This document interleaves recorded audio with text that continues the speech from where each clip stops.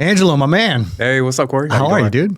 Good. Thanks for, I know we've been trying to get this on the calendar for a while. Yeah, finally. I know that I've seen your stuff on social media, right? Mm-hmm. And so obviously we're all trying to get after it and add value to our audience and all that kind of stuff. So we're going to have a casual conversation as we just kind of discussed off camera here, but tell everybody like where they can find you, you know, like what if they're looking for Angelo and looking for his content. Oh, I'm Angelo Dickens. I'm pretty easy to find. Like on Instagram, it's ABA Estates, or you can just type in my name. The ABA came from the acronym of my wife, my son, and myself. So Angelo, Blake is my son, and my wife is Amber. So ABA. All right. So I created like a LLC. Yeah. Just for the acronym, and I just kind of went by it on social media. Primarily on like Instagram and Facebook. Yep. And on LinkedIn, I'm just under my name. Cool. And I have a YouTube page, and it's just called Angelo Dickens. Awesome. Yeah. And you, we were talking about it before, but you do some interviews with your people in your community because you're working mainly out of Long Beach. Yeah. So when COVID happened, up until that point, I was kind of doing like events just to kind of get my name out there as an agent and kind of build like a brand. But when COVID happened, obviously kind of things kind of shut down. So I think in 2020, I tried to pivot by like essentially kind of creating events through your screen. Yeah. So Smart. I said, well, how do I keep networking and highlighting people? So I said, well, you know, maybe I can interview other entrepreneurs. And so that's how it started initially. And then just along the way, I found other, you know, interesting people that might not necessarily have been business owners, but just were, you know, kind of worth highlighting. Or people would ask me along the way, hey, can you interview this person? So I think so far I've gotten up to, I want to say it's like 65 episodes total. That's awesome. Yeah, and it's been like, you know, over the course like 5 years. Yeah. So, you know, as time has gone by, starting last year, it kind of slowed down a little bit. I wasn't interviewing as many people, but it's definitely something I'm so interested in. Yeah, it's awesome. I mean, I think we were talking about this where it's amazing to see the progress between like the first episode of something. Because we've been doing social media stuff since we started. Mm-hmm. That was our main form of starting to market ourselves. Yeah. And like not only like the quality, but like how your cadence is and all that kind of stuff. It's kind of funny how you get into a flow. Yeah. And like I'm sure in 5 years from now we're all gonna look back and be like, man, could you believe we said that? Or but no, it's cool, man. I think the first time I came across you was social media and watching one of your interviews. Yeah. So this was before we even met each other. Yeah, and then sometimes with a particular person or a business, I would actually kind of create like a highlight reel. So I would go on set to if they had a restaurant or you know whether you know I'll take a restaurant for example. I would go to a restaurant, sit down with them in like their setting, and then also I would incorporate like B-roll.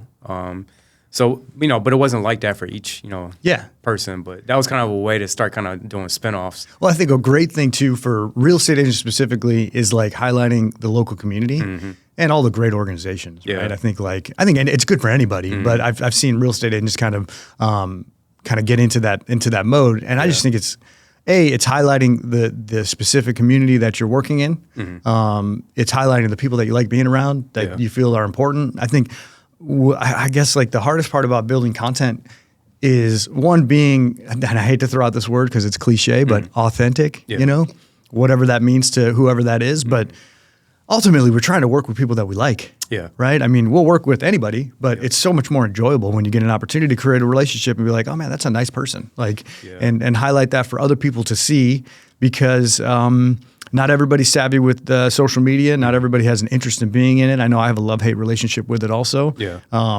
But you always, as a business owner, as somebody who runs their own type of program, it's important for people to at least feel like you're out there all the time. Yeah. I remember 1 year, maybe about 4 or 5 years ago, I had my son interview me. Yeah. Yeah. So I switched seats with him, and he kind of took the host kind of like, you know, lead role. That's awesome. Yeah, it was pretty cool. How old is he? He's 11 now. I think when he interviewed me, I want to say he was like 6, maybe 7. That's great. Yeah. That's a great idea, actually. I got to tell Brad about that. I think we should totally do that. That would be so much fun. He asked me the same questions I would ask someone else. Yeah, yeah. Oh, that's cool. I think I'm going to actually bite that idea for sure. That'd be really hilarious to see my daughter, who's almost 7, and my son, particularly, who's 4.5. Okay. If they were trying to ask me some questions about stuff, and my wife was she had some signs. Yeah. Kind of like behind the camera, and he was reading it, so he kind of knew what to like ask me. Dude, that's awesome. Yeah. I love that idea. We were introduced by somebody that we both know. Frank Magliano. Frank Magliano. And I was introduced to Frank because a good buddy of mine in Brea, John Eckno Insurance Services, is a good buddy of mine from the city of Brea and family friends and stuff like that. And went to a brewery to hang out for a birthday party or something. And I ran into Frank, and Frank's a great guy. Frank's one of those guys that no matter how long or short it's been since the last time I talked to him, he and I have a great conversation. Yeah. And like that goes back to like just wanted to work and be associated with people that you enjoy doing business with. Yeah. So then we were introduced, and then I did my little speech at the Real Estate Association in Cal State Fullerton, and I loved it because like I'm going into a college campus, and Angelo hit me up and goes, "Hey man, is this open? Like I just want to come and see what's going on." Yeah. So you obviously, I'm glad that you showed up too, because you know now we're here. And that was our first time meeting in person. In person, right? Yeah. Which is amazing. You know, that's the power of social media for all the things that people say and that I say myself about how it's not necessarily a great thing. This is an example of why it is. Yeah. So thanks for coming out. I know it's a little bit of a drive. And, that's okay. The traffic was a breeze. So, you know, just regular conversation about real estate. You know, I think ultimately I always enjoy the perspective of real estate agents who may or may not have experience with private money and what we do, because we get the question all the time, right? Yeah. When we're in our space, like, why would one ever use hard money? You know, and that's from people who have been in the real estate space for decades, right? This is something that they don't necessarily see as a viable option, and we can explain to them like, hey, investor based and so on and so forth. But you know, what is, I guess, your interest in that side of the business, because you're mainly working with homeowners, mainly working with buyers and sellers, and so I guess what piques your interest on the private money side of things when you're talking about real estate? I think there was two things. The more I've gotten to know Frank, because of the nature of what he does for work, primarily doing like flip projects. You know, I've done a lot of open houses for him, and I just kind of like learned like the concept of how they structure their deals and acquisitions and exits. But I've never like gotten into the nuts and bolts of it. And then also there was another aspect of hard money, which was like bridge loan financing. So I think as an agent, I may come across people out in the field where, you know, maybe a bridge loan, they're looking to buy another property without having to sell their primary, just to kind of make it a little bit easier, because that process can be kind of stressful and hard at times. But the other one is, you know, I would love to like, you know, whether I want to flip a home or help somebody, you know, pitch them an opportunity and be able to say, okay, I know a guy that can help you with, you know, financing the acquisition, the rehab, and this is how hard money works in general. I think that's primarily what I'm interested in. Cool. Is because I'm always trying to find relationships. Is like if I come across a great, you know, deal, how can I get this person to buy this fixer-upper, and how can they actually do it? So yeah, it's interesting because it's people who have a ton of experience and all uber successful in real estate on the agent side sometimes just don't. You know, I have a friend or associate in my Brea Rotary Club who, unbelievable agent, unbelievably active, but he just has, I don't think he has an interest in the investment side. Okay. And like, it's funny because like I'm sitting on that side of the chair or the desk, and I think to myself, like, he must see so many opportunities. But his thought is, I'm going to focus on what I want to focus on. This is where I'm successful. This is how I service my clients, and it's turned out to be fantastic, right? Because I think even as agents, like sometimes we kind of are in a know. Exactly. And sometimes we may kind of see that needle in the haystack, and it's like, well, if you feel like you have the confidence and the backing behind you, maybe you take yourself up on the opportunity as opposed to always pitching it out. So that's also why I wanted to learn about it too, is just in case I come across something. I mean, it's kind of a natural transition too, because I think what we've noticed, at least from my time of being in this business, is there are two major client types that have kind of transitioned into successful real estate investors. A lot of real estate investors who have been successful just kind of saying that I'm going to invest. Yeah. But one of them would be real estate agents, because like you said, you're talking to sellers. That's your job. You're talking to sellers, you're talking to buyers, but you can identify opportunities probably before other people. The other part about being an agent is like, every listing appointment, you're putting together some sort of presentation, whether it's actual documentation or it's just a conversation with somebody about the value of a home. And valuing a property is, I wouldn't call it rocket science, but at the same point in time, not too many people can do it as well as somebody who does it every day. Yeah. And real estate agents do that. The other side of it, the other type of clientele that really has moved into the investing side would be like general contractors.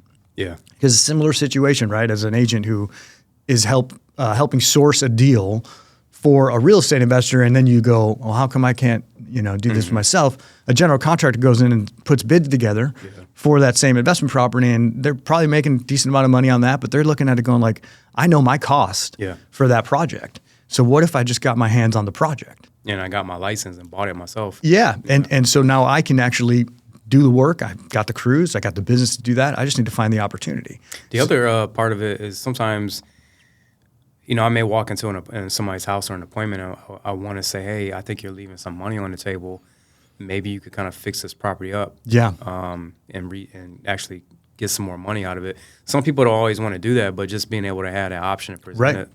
And I think that's where, a perfect transition into the consumer bridge loan that you were talking about, right? Yeah. So we are unbelievably excited to be able to offer it. It's an NMLS product, right? And so the end of last year, we got the company NMLS primarily for this opportunity because NMLS is pretty strict on the regulations and whatnot. Okay. It's a consumer loan. And when people would approach us, agents and friends, saying, hey, can you do a hard money loan or a private loan to help my client buy a new place? The answer was always no, but we have somebody who can, right? And we would refer it out. And then we did that probably a half dozen times last year. Okay. And every time that deal would close, our referral source would call us and be like, hey, man, do you guys have your NMLS yet? And we're like, no. He's like, you're leaving money on the table. Yeah. And sure as shit, the next time again, hey, man, you got your NMLS license? No, you're leaving money on the table. Yeah. So we're excited to kind of get that off the ground. The idea behind it is effectively – we're not necessarily in the most aggressive buyer's market. It's kind of tipping in that direction a little bit more, but sellers are still pretty stubborn, rightfully so. They don't necessarily need to move or anything like that. But one thing that we see is hugely valuable is if you own your primary residence right now and you want to buy a new one, you right now have to sometimes write an offer that's contingent on the sale of your current residence. Yeah. Because a bank has debt to income ratios and ability to repay rules and a lot of stuff that is rightfully in place for long-term loans. But it's hard to qualify for both properties if you don't want to sell your home right away. So the Consumer Bridge product really breaks it down in a very vanilla situation. We can do a loan that either helps you acquire your purchase property. It's an 11-month interest-only loan. Okay. It's key that it's in 11 months because anything less than 12 months allows you to be to kind of avoid having to factor in ability to repay and debt to income ratios. It's a lower loan to value. Typically, we're hovering around like 60% of the value of the property. And so now the question becomes like, hey, I was trying to buy a property with 20% down. I only have 20% down. How do I make this 60% loan to value purchase option work? That comes to now the exiting property. So the exiting property, if you have lived there for a while and you have equity, we can do a cash out refi on that one. Short-term loan again, 11 months, based on the value of the property. Very straightforward, as asset-based as you possibly can. And if you have enough equity, you can do a 60% cash out and use those proceeds to help you buy this other property. If you have enough equity, you could literally buy that new property with no money, right? So 2 quick questions. So it sounds like you need to have at least 40% equity in your home.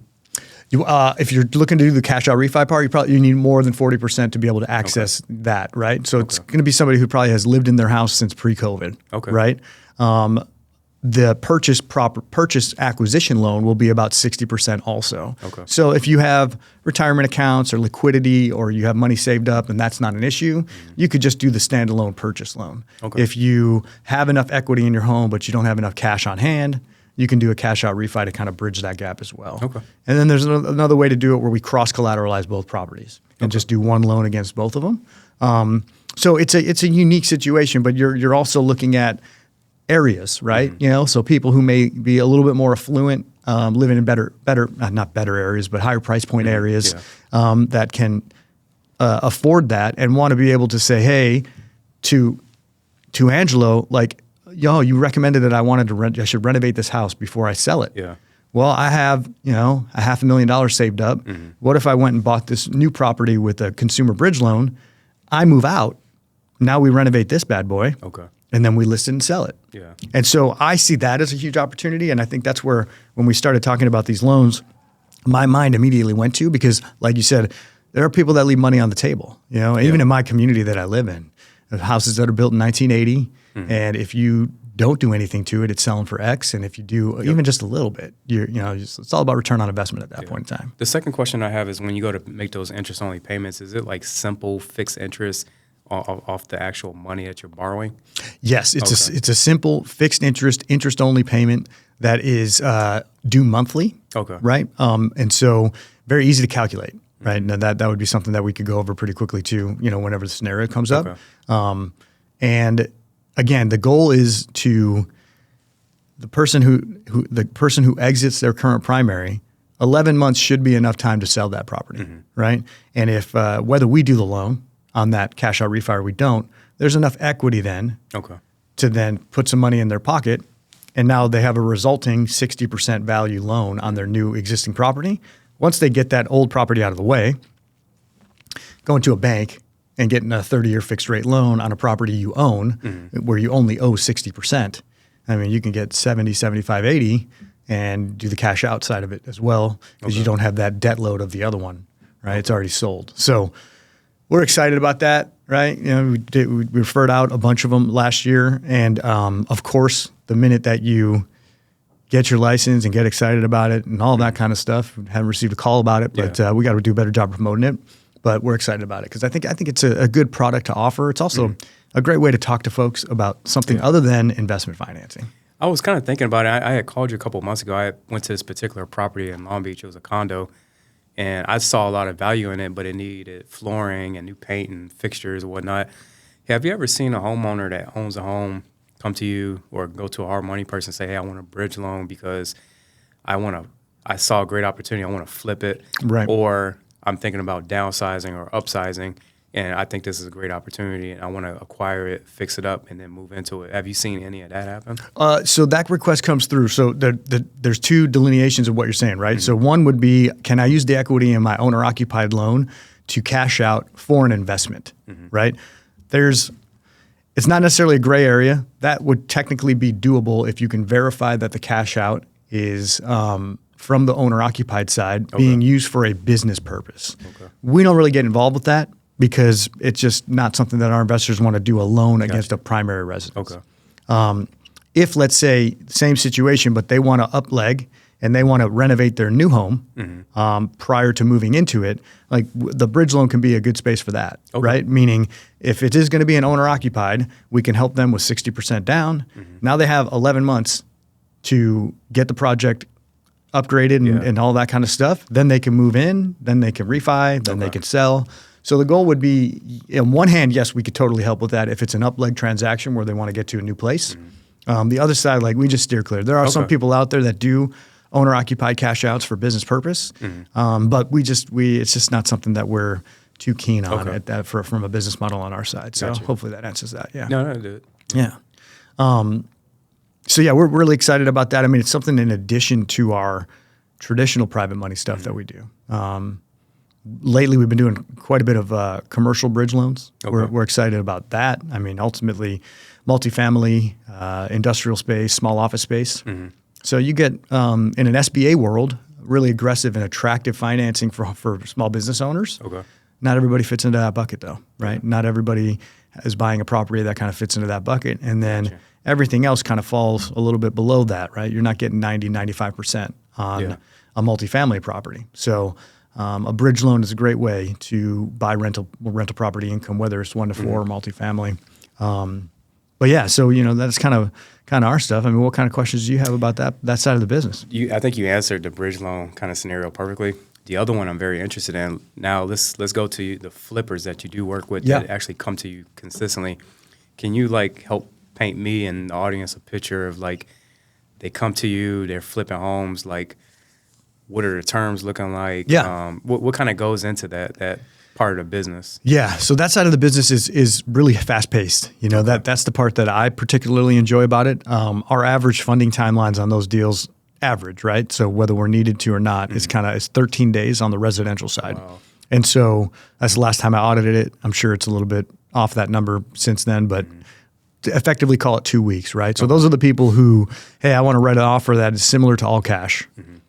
And I would argue that most all cash investors are probably using some sort of private loan to close, right? So I don't know how to verify that fact because you don't ever really see the purchase contract. You can only see the recorded instruments and stuff like that. But a lot of investors will, quote unquote, write an all cash offer. We don't advise them to do that. We advise them to write with a private money loan just so people know that the loan documents are coming. Well, I've worked with some wholesalers in the past, and they use lines of credit, which is essentially like cash. Yeah. But it's not their money. They're getting it from another source. Yeah, but if it was my line of credit, then it is cash to me, right? But ultimately, there's a whole industry of private lending that's out there. And so just by nature of that, though, our goal is to mimic an all-cash timeline as much as possible. And so the kind of example that maybe I gave when I was doing that speech is like, if I had $1 million today and I wanted to buy a house down here in Irvine and it was a fix and flip deal and I wrote an offer all cash, I'm still going to do an inspection. Yeah. I'm still going to have my general contractor go there. I'm still going to make sure the title is clean. I'm still going to have to get insurance on the property, right? So all of those things, you still need to get a preliminary title report. That takes 2, 3, 4 days sometimes. All of the stuff that naturally happens in an all cash transaction will probably push, if you're serious and you really are all cash, your timeline to 5, 7, 10 days, right? Yeah. So if we can close with a private money loan in 10 days, in 14 days, it's a very similar timeline. Okay. So the one thing in the battle that we have is most of the time, real estate agents see that the fact that the offer is written with some sort of loan. First question they ask is, are there any loan contingencies? My answer is, I'm not going to sign off on any contingencies or not contingencies, but let me just tell you about our process. Yeah. The client has to determine that, right? They got to say, hey, I'm going to write this offer with no contingencies. We need access to the property so we can do what's called an after repair value appraisal, right? We're selling a loan to our investors. We want to make sure we get that third party valuation. But as you know and I know, running comps is not very difficult if we do it enough. Yeah. And so we can get a good idea of where value will be on day one, probably before that offer is written. Exactly. And so we can hone in on our loan amount, and the appraisal is more of like a confirming factor there. Okay. So we just need access to the property. There's no appraisal contingency. And aside from, let's say, any major title issues or the house falling down because the pictures are really good, but the property is really not, we don't have any conditions on or contingencies on that side of it. Okay. So try to mimic an all-cash timeline. Try to mimic an all-cash kind of scenario when you're talking about contingencies. But how it kind of comes to fruition, we have the ability to look at deals ahead of time. I got a call on my way over here from a client that is looking at 2 properties over the weekend. Okay. Right? So he hasn't wrote his offer. He hasn't put eyes on it. So this afternoon, we're going to sit down. We're going to run comps. We're going to look at the market. We're going to do all that kind of stuff. He's going to go into that walkthrough and say, if I get my purchase price up to X, I'm going to make a certain amount of money, all things considered, right? Yeah. The project has to go. And it's the client's job to kind of figure out if their estimate for rehab work is accurate. Yeah. If there's any unknown things when they go walk the property, it kind of affects what they offer. But they will know ahead of time kind of where the loan's going to land. Okay. Not the flyer. Not the, hey, this is what we do. Yeah. Not the, oh, we offer you 95% loan to cost, and then you get the loan through the process, and it's like all the way down to 75 because the deal doesn't make sense. Yeah. No, that's kind of what's different about working with a smaller business than some of the bigger box lenders. And my goal, and it's selfish, 100% selfish, I like to sleep at night, is to try to hit that loan amount on day one. That doesn't change.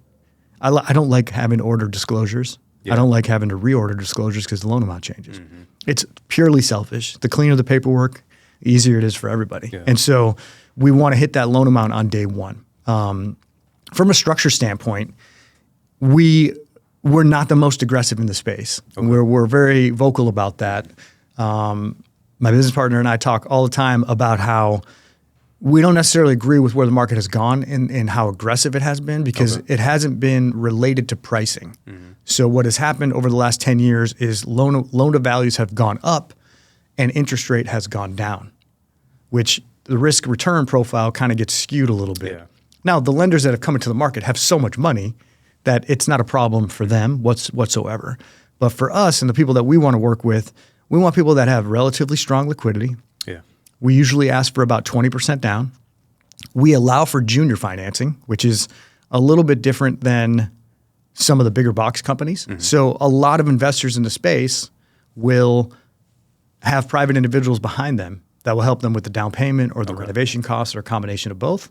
And we feel that it's fine in that situation. And it's probably preferable for that junior lender or that second position lender to record a deed of trust, to be notified or referenced on the insurance policy called secured and insured against the property. Okay. Right?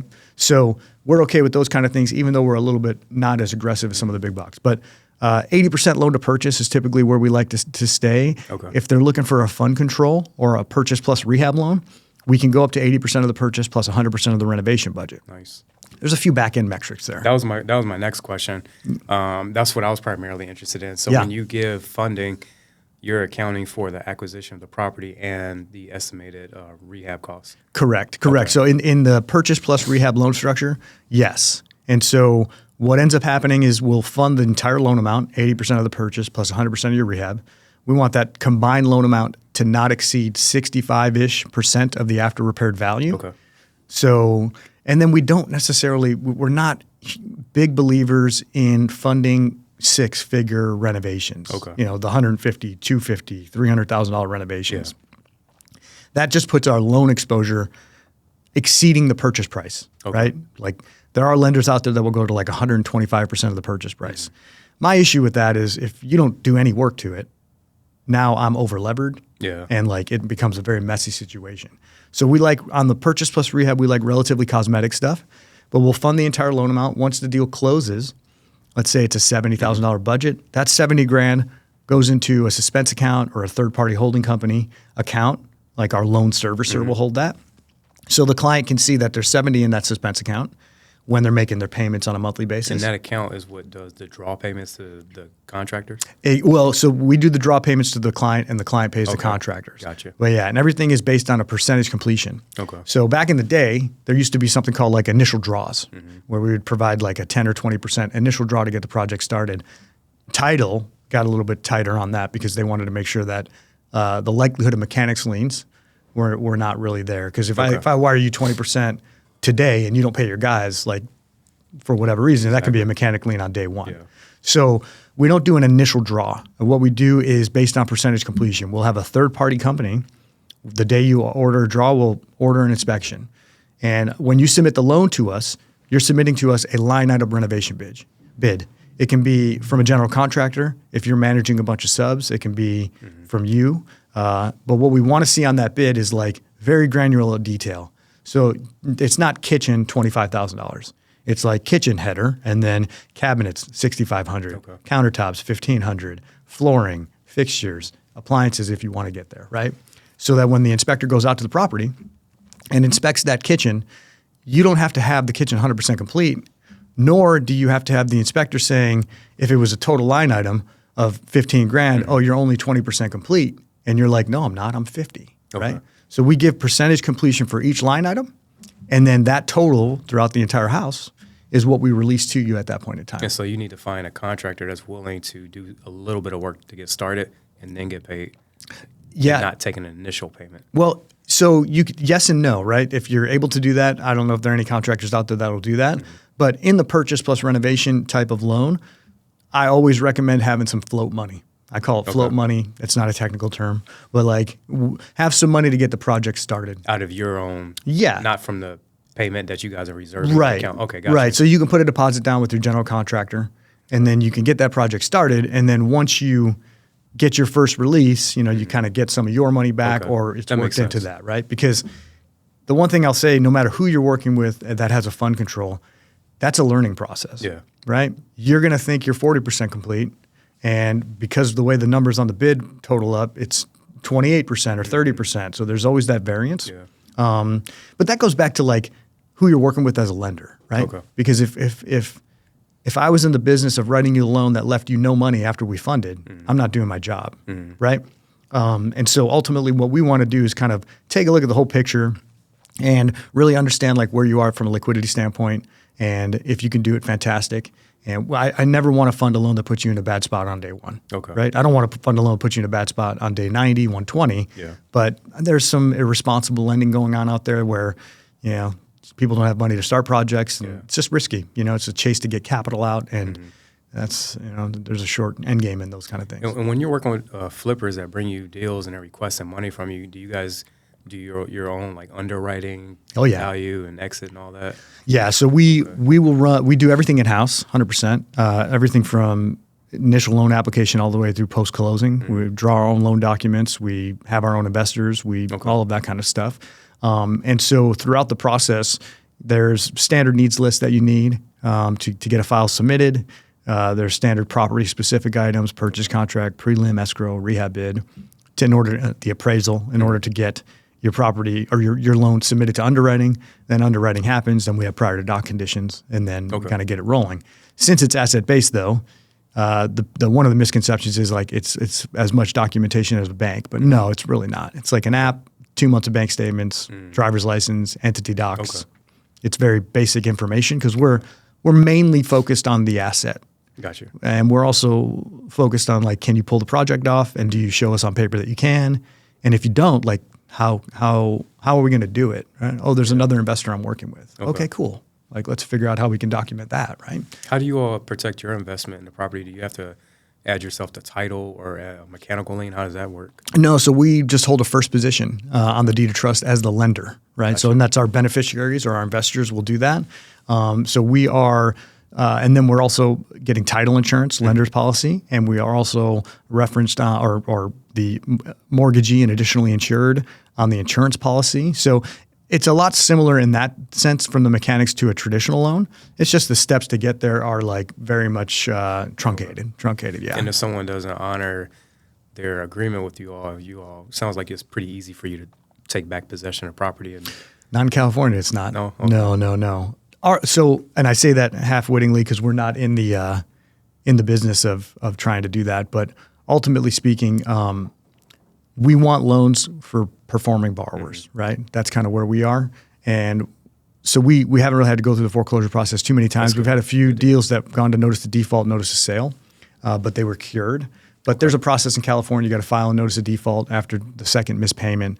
You got to wait a certain period of time before you can file a notice of sale. You got to publish it in a public publication, so on and so forth. And but that's not the goal. You know, the goal is to try and set it up early on so that you and I can do this multiple times. That's where nobody's getting rich off of one deal. Yeah. So if we could do 20 over the next 5 years, that's better for both of us. You're doing well, I'm doing well, and that's kind of where we sit on that front. When you run into that situation, has it been with people that have over leveraged their budget or contracting, contractors not showing up or the market shifted?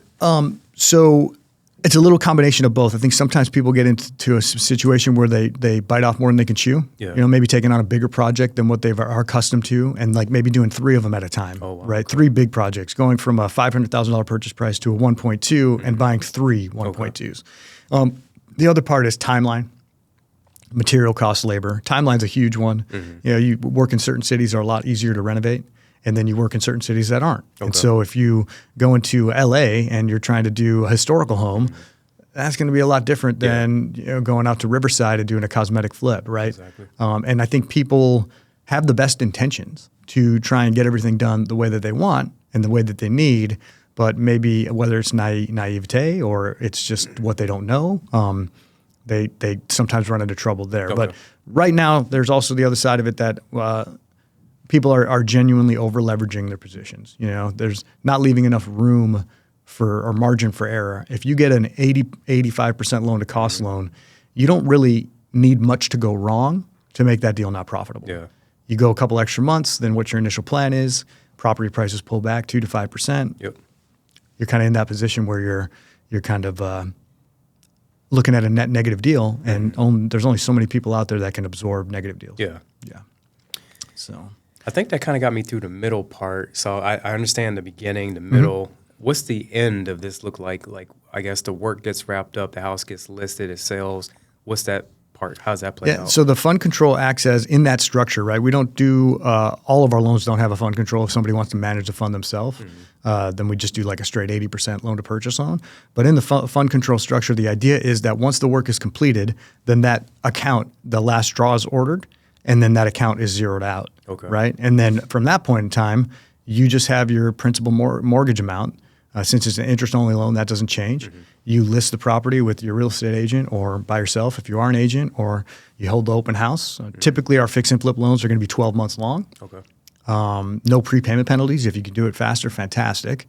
And then you go and list the property, get it marketed, ready for sale, and sell it. And when escrow opens, they order a payoff demand from us and the loan servicer. Gotcha. And it kind of happens like a traditional sale would happen. Yeah, and that's it. Then that can. Cool. Yeah. Yeah. I mean, it's a very interesting scenario.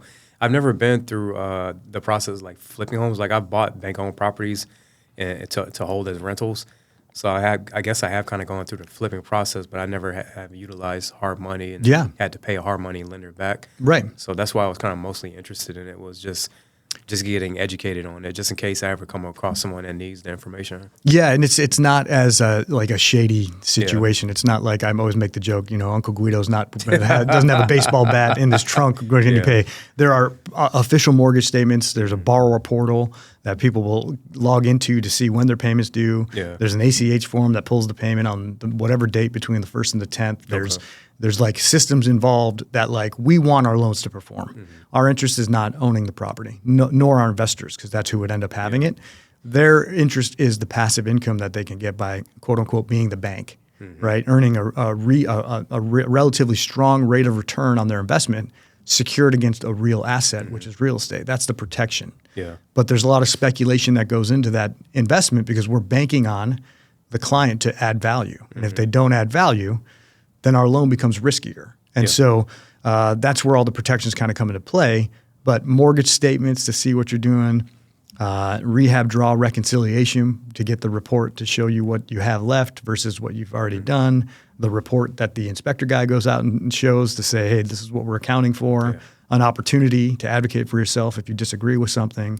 It's not a mob mentality, right? Yeah. Have you do you find yourself having to vet the client just to make sure you want to work with them? Yeah, we do that through conversation. Okay. We do that through conversation. And then really the best part about it too is real estate's a story business. Mm-hmm. The transaction has a real, like an arc, it's like a cinematic arc. Here's my plan. This is how I'm going to get there. This is what I'm going to do. Yeah. This is how it's going to end. Okay. Everything else has to kind of align with that. And our underwriting process and kind of the natural loan process will kind of do a quick heat check on whether or not it will.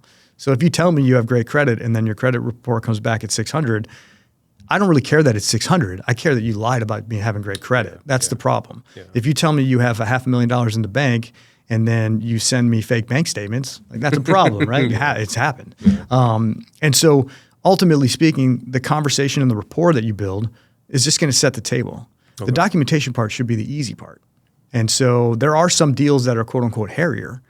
The more we talk about that early in the process, the better we have an opportunity to digest it. Gotcha. Right? And so vetting them out is very straightforward, though, when you're talking about asset-based. We'll look at a credit report. We don't have a minimum credit score.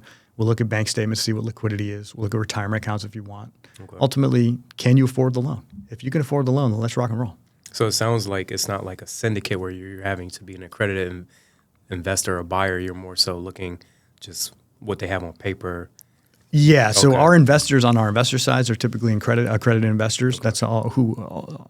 That's who we work with. Gotcha. But on the buying side, no. It's more so about, can you put the skin in the game that is being required?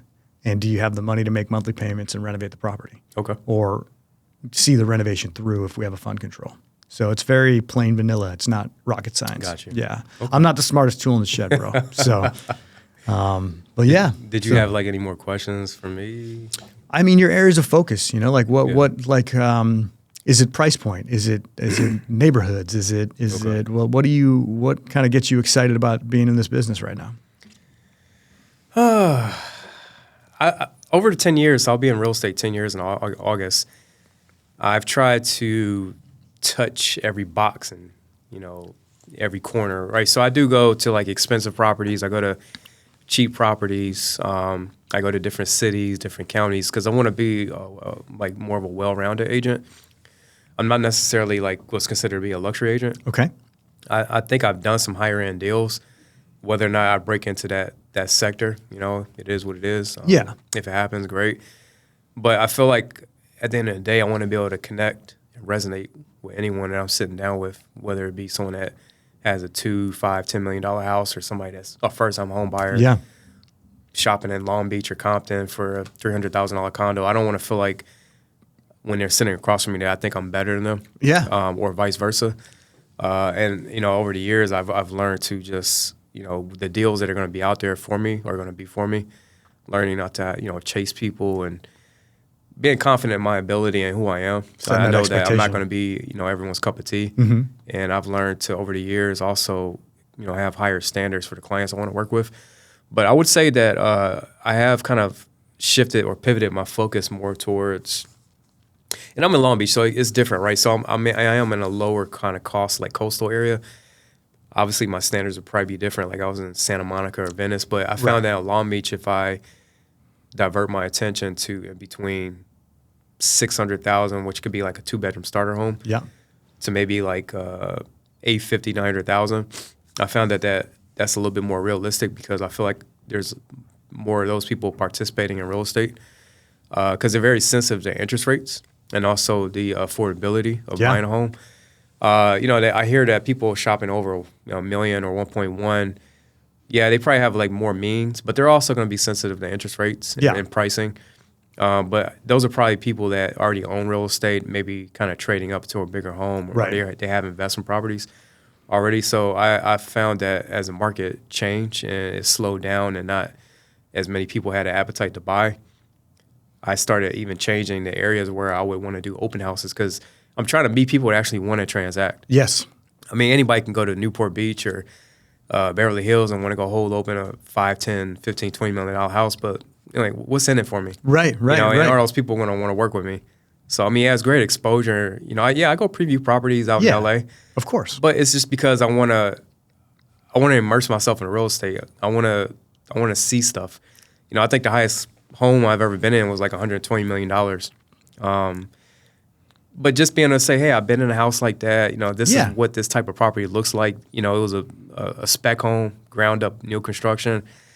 But, also I feel comfortable going into a 2-bedroom house that's from 1920 in Long Beach. I think one thing we talk about on the loan side is like we can't really control the size of the loan that comes in, right? And like I have a big believer that like I always think about relationships as like if my motivation is the person in front of me, it's going to come through pretty quickly, right? Like I want to treat everybody the way that I would want to be treated. I want to give them the advice if they're asking for it, if that I would want to be given. I would want I would want somebody in my position to look after my interests, no matter what the loan amount size is, no matter what it is, because feel important. They want to feel important. They are important. But also more I always think about it as like 2, 3, 4 levels removed from that person, right? Like I always look at it going, if I'm treating this person right, they're going to tell people that I'm treating them right. That's the reputation that I want. Because you never know who they know, who they know, who they know. Exactly. And that third level might be the person that does 20 deals a year.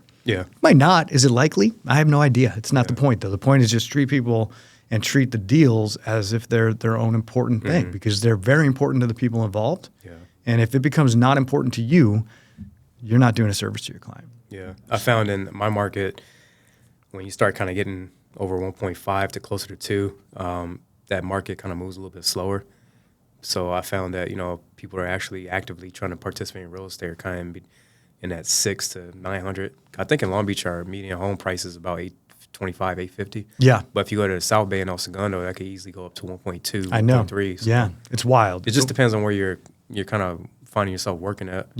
Well, no, man, I appreciate it. I really do. I'm glad that we had an opportunity to do this. I do. I know it was a little bit of a trek to get up here for a lot of different reasons, but thanks, Angelo, for coming out. Thank you. Find Angelo out on social media, and then you know where you guys can find us. So appreciate it, man. All right, thanks a lot.